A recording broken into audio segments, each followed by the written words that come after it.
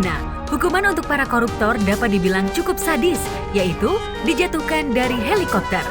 Rodrigo Duterte adalah presiden sekaligus orang yang berada di balik hukuman sadis ini. Duterte tak segan menerapkan hukuman yang dinilai kejam atas setiap kejahatan di Filipina. Salah satunya adalah hukuman terhadap para koruptor. Tidak hanya koruptor, hukuman sadis ini juga berlaku untuk kasus penculikan.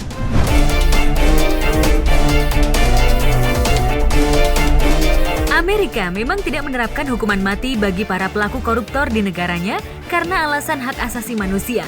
Namun, biasanya para pelaku koruptor akan divonis 5 tahun penjara dan diharuskan membayar denda sebesar 2 juta dolar.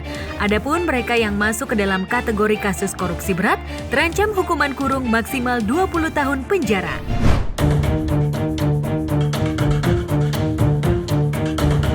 Tidak hanya negara berkembang, korupsi juga terjadi di negara-negara maju di Eropa, salah satunya Jerman. Namun, Jerman masuk ke dalam salah satu negara dengan tingkat korupsi yang rendah, yang artinya cara Jerman menangani para pelaku korupsi hampir memasuki tahap maksimal.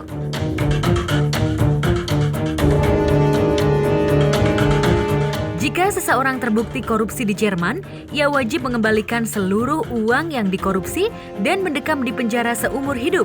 Hal ini cukup efektif dalam memberantas korupsi di Jerman. Hukuman ini telah dinilai setimpal dengan bukti minimnya pejabat yang berani melakukan tindak korupsi.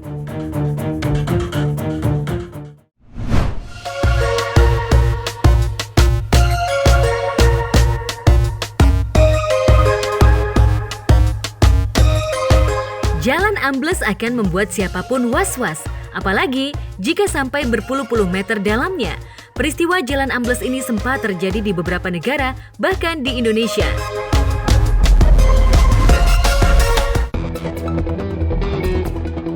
Jalan Gubeng, Surabaya. Jalan ambles ini sempat membuat heboh warga Surabaya. Kesalahan konstruksi pada pengerjaan proyek Gubeng Mixed Use Development Surabaya untuk pembangunan basement Rumah Sakit Siloam diduga menjadi penyebab amblesnya jalan.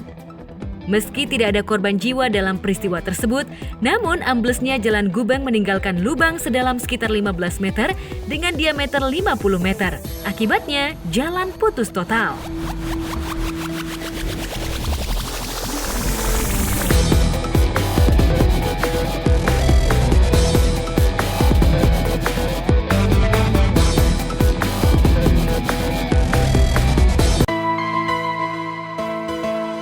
Jalan ambles juga pernah terjadi di Jepang, tepatnya di kota Fukuoka.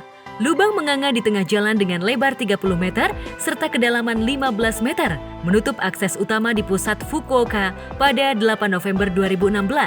Tidak ada korban dalam peristiwa ini. Luar biasanya, hanya dalam waktu sepekan, pemerintah kota merampungkan perbaikan sehingga jalan dibuka kembali untuk umum pada 15 November. Cepatnya penanganan sinkhole di Fukuoka menjadi perhatian dunia sehingga menjadi viral. Tentu hal ini bisa terjadi berkat kerja keras petugas yang bekerja selama 24 jam.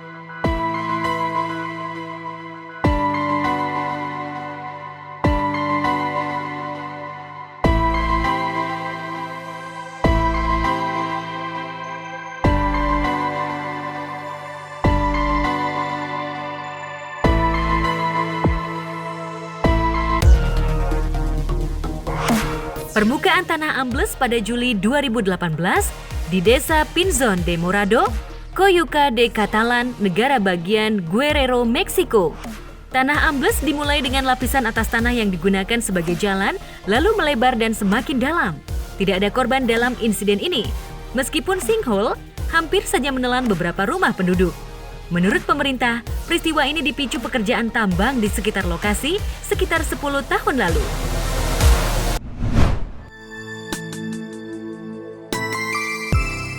Tinggal di Indonesia bagi sebagian warga negara asing atau bule kadang dipandang keren oleh pribumi. Penampilan keren, kerja kantoran, hingga gaya hidup mewah seringkali melekat pada bule-bule yang bekerja di Indonesia. Jangan salah, beberapa bule bahkan yang tinggal di Indonesia kadang punya profesi yang tak biasa, nyaris bikin orang tak percaya. Fabrizio Urzo. Ia adalah bule asal Italia yang pernah bekerja sebagai koki di resto berbintang kota Surabaya. Namun, pada 2014, Fabrizio mulai merasa tidak nyaman bekerja di perusahaan orang lain. Tuntutan pekerjaan kadang membuatnya stres. Berbekal uang tabungan dan ilmu soal selera warga Indonesia, Fabrizio pun memilih punya usaha sendiri. Bukan resto mewah yang ia bangun, Fabrizio memilih jualan gorengan di kawasan Manyar, Kertoarjo, Surabaya. Ia tak memandang bahwa penjual gorengan adalah profesi yang memalukan. Sebaliknya, Fabrizio yang dapat dukungan istri orang Indonesia ini mengaku lebih bebas dan lebih bahagia bekerja sebagai penjual gorengan. Profesi yang tak biasa bagi seorang bule, tapi dari usahanya inilah ia bisa bertahan hidup untuk keluarganya.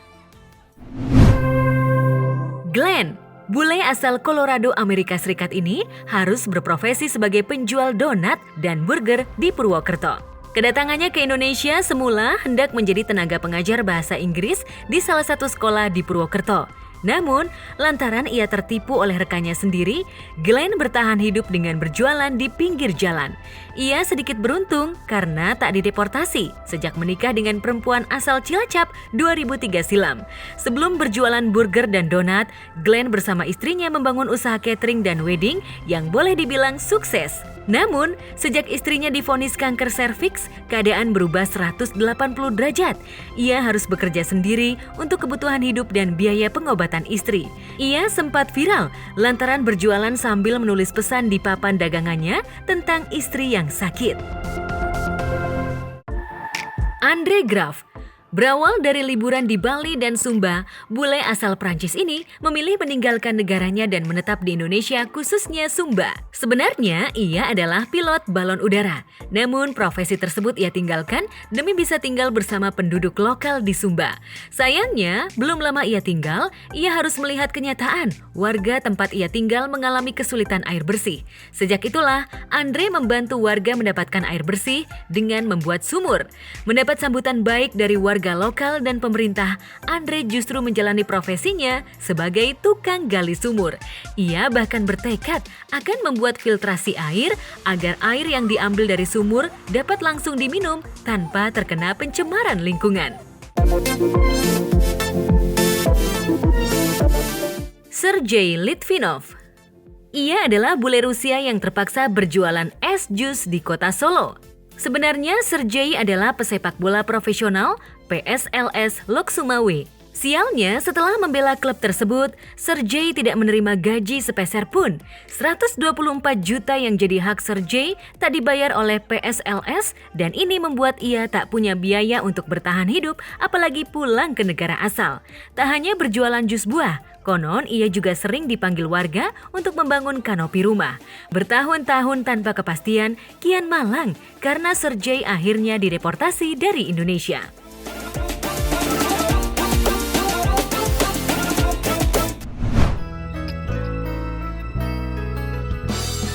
Mungkin Anda lebih sering mendengar nama penemu laki-laki, namun ternyata perempuan juga banyak berkontribusi sejak zaman dahulu di bidang sains dan teknologi.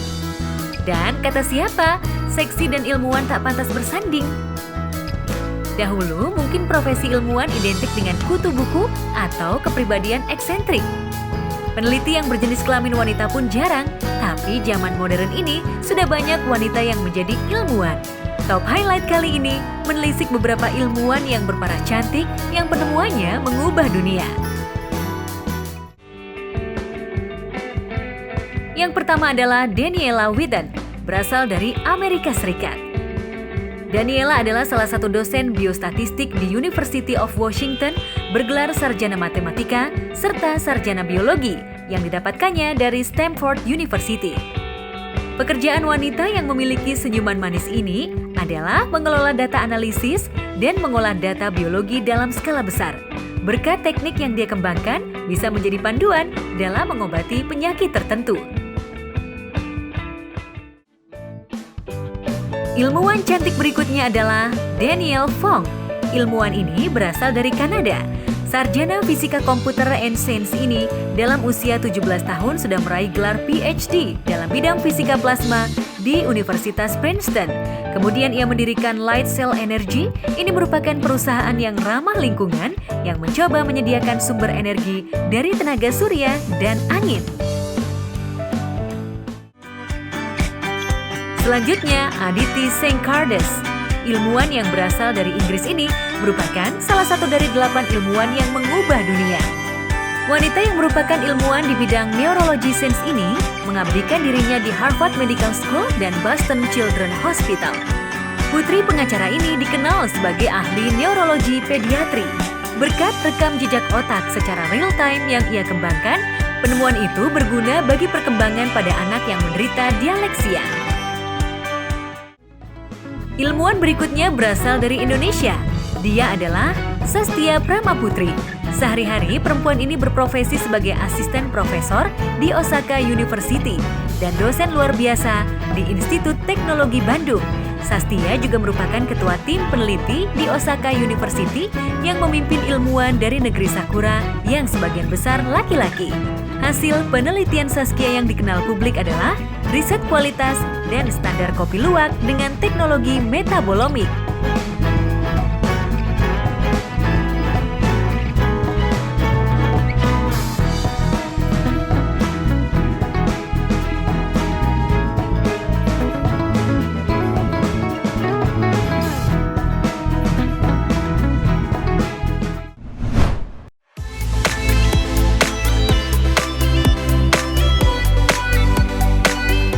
Bermain game merupakan salah satu hal untuk meredakan stres. Munculnya sebuah game baru akan menjadi perhatian banyak orang. Namun, bukan berarti game tersebut akan bertahan lama. Beberapa game bahkan harus kehilangan popularitas dan terlupakan. Berikut game yang sempat viral, namun kini tak ada kabar.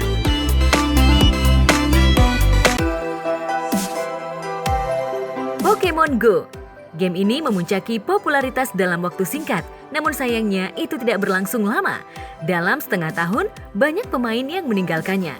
Pokemon Go menyajikan inovasi gameplay yang baru, yakni mengintegrasikan lingkungan nyata ke dalam permainan. Di Pokemon Go ini, Anda harus berburu Pokemon yang secara virtual tersebar di lingkungan sekitar dengan menggunakan sistem GPS. Anda juga bisa menguasai suatu wilayah dan mempertahankannya dari tantangan pemain lain. Di Indonesia sendiri, demam berburu Pokemon hanya bertahan kurang dari 5 bulan. Selain karena semakin lama permainan akan terasa semakin repetitif, pada akhirnya berburu Pokemon dianggap terlalu memakan waktu dan tenaga untuk sekedar bermain game.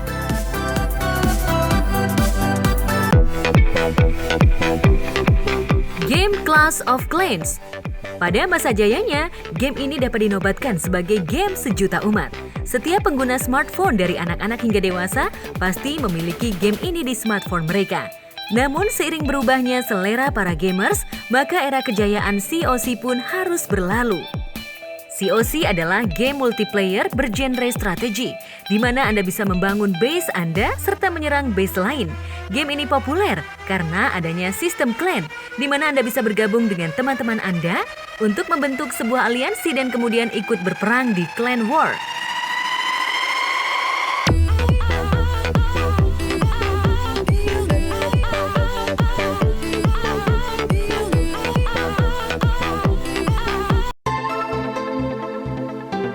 Line Get Rich adalah sebuah game arcade online di mana para pemain akan memainkan permainan yang sudah tidak asing lagi dengan kita, Monopoly. Anda juga bisa bermain dengan teman Anda sampai 4 orang. Untuk dapat bermain game ini, Anda harus membuat akun Line. Semua temanmu di Line yang sudah punya game ini juga akan langsung tersinkronisasi denganmu. Game ini mulai kehilangan popularitas semenjak munculnya Clash of Clans.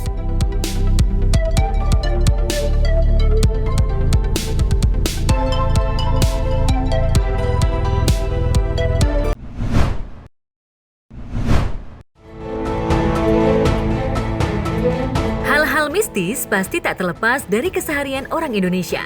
Salah satu yang memiliki daya tarik tersendiri adalah adanya jembatan angker yang tersebar di sejumlah daerah. Di Indonesia, memang terdapat banyak tempat angker yang memiliki banyak cerita mistis.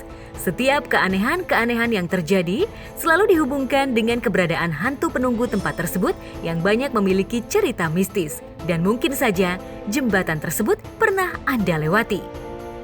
Jembatan Jiwan di Magetan menjadi jembatan paling angker yang ada di Indonesia. Konon, ada sosok wanita cantik yang selalu menampakkan dirinya untuk mengganggu para pengendara yang melintas. Konon, sosok wanita cantik ini adalah Sadikem, gadis yang tewas tenggelam di Sungai Bakung. Arwahnya selalu muncul di ujung jembatan untuk menunggu suaminya datang. Bahkan, kecelakaan beruntun pada 2012 lalu dikaitkan dengan sosok tersebut. Jembatan Comal Pemalang. Jembatan Comal menjadi penghubung jalur Pantura Pemalang menuju Pekalongan. Berlokasi di Pemalang, Jawa Tengah, jembatan ini dianggap menyimpan sejuta cerita mistis di dalamnya. Menurut warga setempat, di tempat ini sering muncul penampakan siluman ular putih berkepala manusia yang panjangnya melebihi lebar sungai. Jika melintasi jembatan ini, harap hati-hati saat terdengar suara tangisan anak kecil. Konon penduduk sekitar percaya bahwa tidak lama setelah terdengar tangisan tersebut, pasti akan ada kecelakaan beruntun yang bakal menelan korban jiwa. Jembatan Cirahong Ciamis. Jembatan Cirahong berlokasi di perbatasan antara Ciamis Tasikmalaya. Jembatan Cirahong adalah jembatan yang dibangun oleh Belanda pada saat penjajahan. Jembatan Cirahong ini dikenal sangat angker hingga pernah dijadikan lokasi uji nyali untuk acara televisi. Konon, dahulu pernah ada yang bunuh diri di jembatan Cirahong dan banyak sekali korban yang meninggal pada saat penjajahan akibat kelaparan. Selain itu, menurut warga sekitar, ratusan orang meninggal dunia karena bunuh diri di jembatan Cirahong yang membuat jembatan ini sangat kental dengan aura mistis. Jembatan Pasupati Bandung. Jembatan yang disebut-sebut sebagai salah satu ikon kota Bandung ini juga menyimpan kisah misteri yang menyeramkan. Konon, di jembatan sepanjang lebih dari 2 km ini sering terlihat penampakan sosok wanita yang diyakini tewas akibat bunuh diri dengan terjun dari jembatan. Itulah jembatan-jembatan angker di Indonesia yang siap membuat bulu kuduk siapapun yang melintasinya merinding. Terkecuali bagi mereka para pemburu makhluk astral yang memang penasaran, maka hal ini justru akan menarik bagi mereka.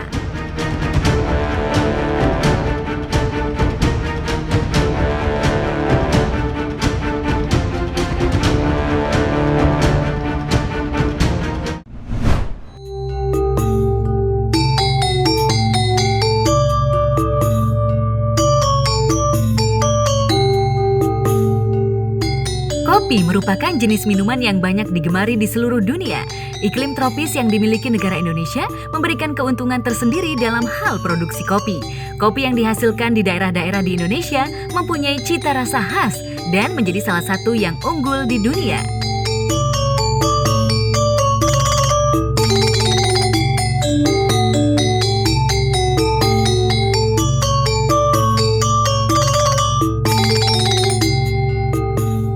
Kopi Arabica Java Ijen Raung merupakan hasil produksi petani di daerah Jawa Timur. Kopi ini mempunyai ciri khas yang unik, yaitu terdapat cita rasa yang sedikit pedas dengan aroma bunga hutan. Jumlah ekspor kopi ini pada awalnya hanya sebanyak 1 kontainer, tapi ternyata seiring waktu, penikmat kopi ini meningkat cukup tinggi. Bahkan di tahun 2016, kopi ini berhasil diekspor sebanyak 800 ton.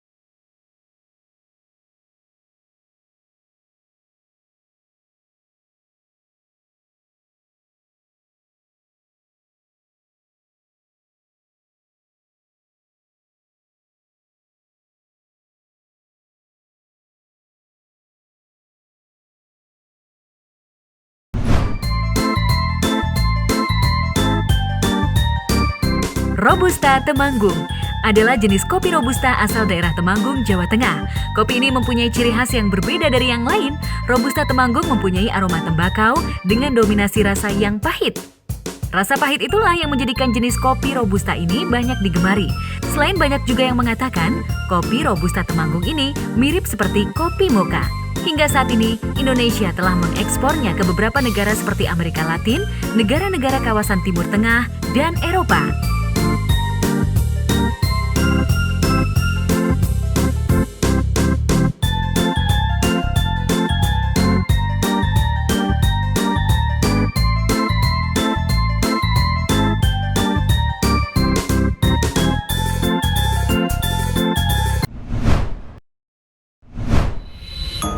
Saat ini, hampir setiap momen selalu diabadikan dalam sebuah foto. Tujuannya tentu saja agar kita bisa melihat dan mengenang momen tersebut. Tetapi, ada juga foto yang memiliki latar belakang mengerikan yang justru akan membuat yang melihatnya merasa merinding. Seperti apa foto-foto dengan latar belakang mengerikan tersebut? Foto astronot. Foto seram dengan latar belakang mengerikan adalah sosok astronot misterius dalam sebuah foto. Jim Templeton bermaksud mengambil foto putri kecilnya ketika sedang bermain di sebuah danau. Saat mengambil foto, Jim Templeton tak merasakan melihat sesuatu yang aneh di sana. Tetapi keanehan muncul ketika ia melihat hasil foto yang telah dicetak. Di belakang putrinya yang tersenyum manis, terdapat sosok misterius mirip seseorang yang mengenakan baju astronot. Padahal ia yakin tak ada siapapun di sana, apalagi menggunakan kostum astronot yang mencolok. Jim Templeton yakin orang yang mencetak foto tersebut tidak mengedit film dari kamera analognya. Meski penasaran, namun ia tak juga mendapatkan penjelasan logis terkait sosok misterius tersebut.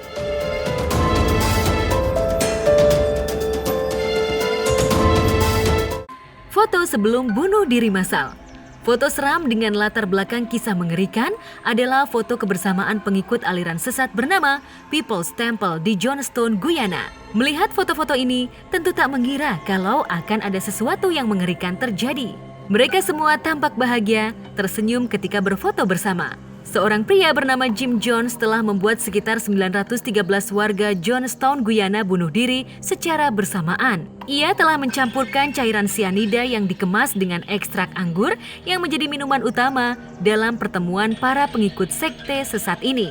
Jim Jones sendiri adalah pemimpin aliran sesat ini dan meminta pengikutnya setia dengan melakukan bunuh diri massal. Peristiwa ini pun terjadi di tahun 1978. Tahukah Anda kalau ternyata sebagian besar orang ini meminum racun tersebut dengan sukarela, sementara lainnya dilakukan dengan todongan senjata? Foto-foto ini merupakan foto dengan latar belakang cerita paling mengerikan. Wanita berbaju hitam. Wanita dalam foto ini bernama Regina Kay Walters. Sekilas seperti tidak ada hal yang mengerikan dalam foto ini. Selain itu, ia terlihat tidak suka atau belum siap untuk difoto serta menggunakan baju yang tidak sesuai dengan usianya. Tetapi ternyata yang terjadi setelah pengambilan foto ini sangatlah tragis. Regina ternyata adalah gadis yang diculik oleh seorang pria bernama Robert Ben Rhodes. Pria psikopat ini membawa Regina ke sebuah bangunan kosong yang dulu digunakan untuk peternakan. Penculik itu juga memaksa Regina yang berambut panjang memotong rambutnya menjadi sangat pendek, lalu memakaikan baju dan sepatu hitam. Robert juga dengan sengaja mengambil foto Regina. Terlihat bagaimana wajah marahnya serta ketakutan karena dipaksa oleh penculik. Setelah melakukan semua yang diminta, Regina mendapatkan penyiksaan sebelum akhirnya dibunuh.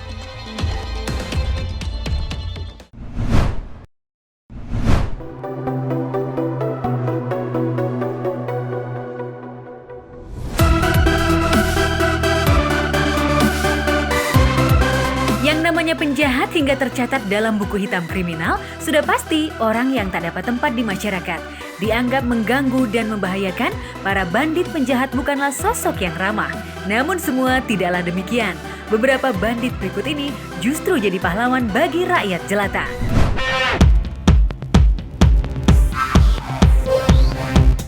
Polan Devi. Wanita asal India ini punya kisah hidup yang tragis sejak kecil. Dibuang keluarga dan ditinggal suaminya saat sudah menikah. Polan Devi menjadi perampok dan sempat dipenjara pada tahun 1979. Kehidupan penjara kian tragis saat setiap malam ia diperkosa secara bergiliran oleh geng Thakur. Polan Devi berhasil kabur dan membentuk kelompok untuk balas dendam pada para pemerkosa. Kemarahan dan tekadnya banyak mendapat dukungan hingga waktu yang ditunggu tiba. ia berhasil membunuh 22 laki-laki yang memperkosanya. Ia pun harus kembali mendekam di penjara selama 11 tahun. Meski demikian, bandit wanita ini justru disanjung hingga didukung penuh rakyat India untuk duduk di kursi parlemen. Disitulah ia memperjuangkan perlindungan bagi kaum perempuan India.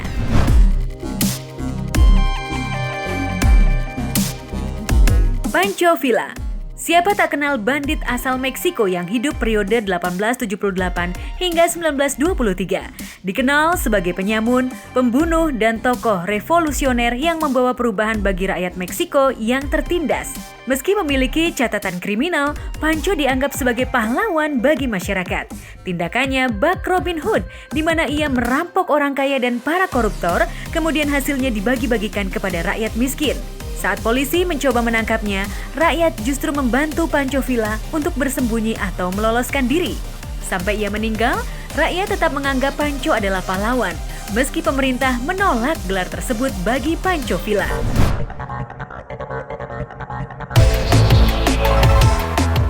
Henry McCarthy, atau lebih dikenal sebagai Billy the Kid. Dalam catatannya, ia telah membunuh 21 orang untuk setiap tahun. Kiprahnya di dunia kriminal dimulai saat ia dipenjara karena tuduhan pencurian. Kasus pertama kali ia lakukan di Arizona. Berhasil lolos dari kejaran polisi, ia berpindah dari satu kota ke kota lain. Dan selama perpindahannya, ia bukanlah penjahat yang menakutkan. Sebaliknya, ia begitu dikenal karena kebaikan dan keramahannya, serta suka membantu rakyat. Sayang, ia meninggal di usia muda yaitu 22 tahun. Nama Billy the Kid justru kian populer setahun setelah kematiannya.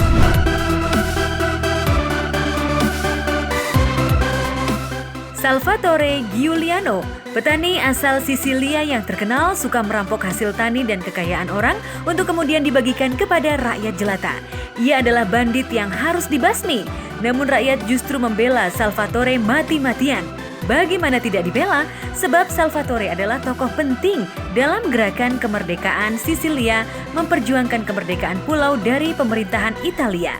Ia benar-benar mencuri perhatian dunia, terlebih dengan ketampanannya yang membuat Salvatore kian mendapat tempat di hati rakyat Sisilia.